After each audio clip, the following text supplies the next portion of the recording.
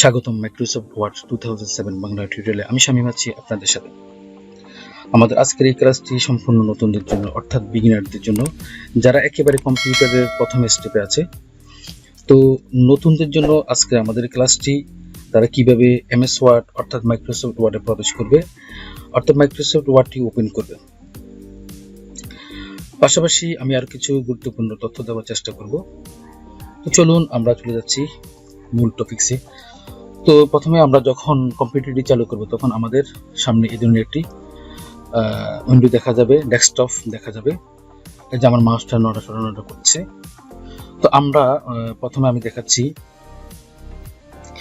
আমরা এই এমএস ওয়ার্ডটি অর্থাৎ মাইক্রোসফট ওয়ার্ডটি তিনটা ধাপে আমরা ওপেন করতে পারি। তো প্রথমে আমি এখানে যে স্টার্ট বাটন দেখতে পাচ্ছেন, এখানে আমার এখানে লেফট ডেস্কটপের লেফট স্টার্ট বাটনে ক্লিক করলে এই ধরনের একটা চার্ট দেখা যাবে।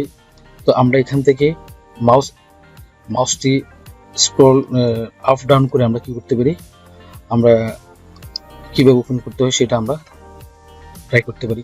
তো এখানে দেখেন, আমরা যখন মাউসটা আমি আপ ডাউন করলাম তখন এখানে দেখতে পাচ্ছি মাইক্রোসফট অফিস। তো এখানে একটা অ্যারো কি দেওয়া আছে, এই অ্যারো কিতে যদি আমি সিম্পলি ক্লিক করি আরো কিছু সাবমেনু দেখা যাবে। তো আমরা এখান থেকে মাইক্রোসফট ওয়ার্ডটি এখানে আমরা দেখব কোথায় আছে। আমরা এখান থেকে ক্লিক করে আমরা ওপেন করতে পারি। তাছাড়া এখানে দেওয়া আছে স্টার্ট বাটনের পাশে দেওয়া আছে টাইপ হিয়ার টু চার্টস, অর্থাৎ এই চার্টস বক্সে ক্লিক করে যদি আমরা লিখি এমএস ওয়ার্ড অথবা মাইক্রোসফট ওয়ার্ড, এমএস ওয়ার্ড অথবা মাইক্রোসফট ওয়ার্ড লিখলে আমরা আমাদের এমএস ওয়ার্ডটা আমরা ওপেন করতে পারি। এমএস ওয়ার্ড দেখতে পাচ্ছেন এখানে এমএস ওয়ার্ড 2000 মাইক্রোসফট ওয়ার্ডটি এখানে দেখা যাচ্ছে। সরি। তাছাড়াও আমরা আরেকটা ভাবে আমরা যে তৃতীয় ধাপে আমরা করতে পারি। এখানে আমরা এই যে আমরা ডেস্কটপে দেখতে পাচ্ছেন মাউসটা সরানো করছি, এখানে যদি আমি মাউসের রাইট বাটন না সিম্পলি এখানে আমি ক্লিক করি তখন এখানে দেখতে পাবেন নিউ। যখন আমি নিউ বাটনে ক্লিক করব, নিউ বাটনে ক্লিক করার পরে অথবা এখানে আমার মাউস পয়েন্টার যদি আমি একটু ধরি তখন পাশে একটা কি হবে, সাবমেনু বের হবে।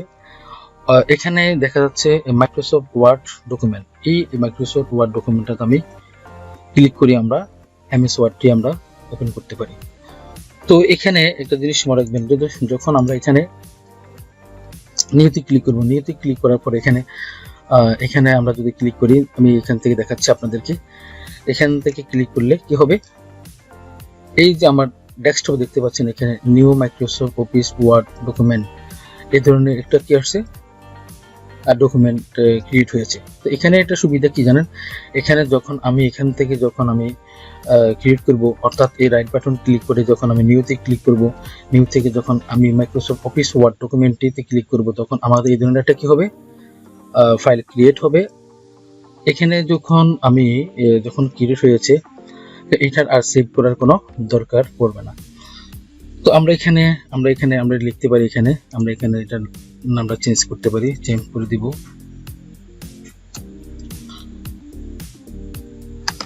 আমরা এখানে এটাকে লিখতে পারি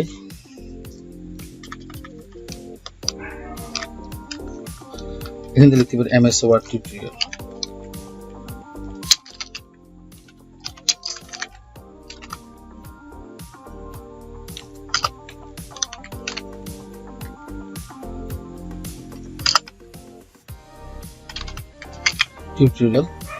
অর্থাৎ এখান থেকে আমরা যখন ওপেন করব তখন আমরা এটার সেভ করার প্রয়োজন পড়বে না। যদি আমরা এখান থেকে ওপেন করি তাহলে আমাদের এখানে ফাইলের সেভ করার স্টার্ট বাটন অথবা টাইপ হিয়ার টু এখান থেকে যখন আমরা ওপেন করব তখন আমাদের সেভ করার প্রয়োজন হতে পারে। তো আমি সিম্পলি এখানে আমি ডাবল ক্লিক অথবা রাইট বাটন ক্লিক করলে ওপেন দেখা যাবে, ওপেনে ক্লিক করে আমি প্রবেশ করতে হবে, অথবা আমি এখানে মাউসটাকে ডাবল ক্লিক করি, আমি এমএস ওয়ার্ডটিতে আমি প্রবেশ করতে পারি। তো দেখতে পাচ্ছেন একটু সময় নিচ্ছে, মাইক্রোসফট ওয়ার্ড 2007 এটি ওপেন হচ্ছে।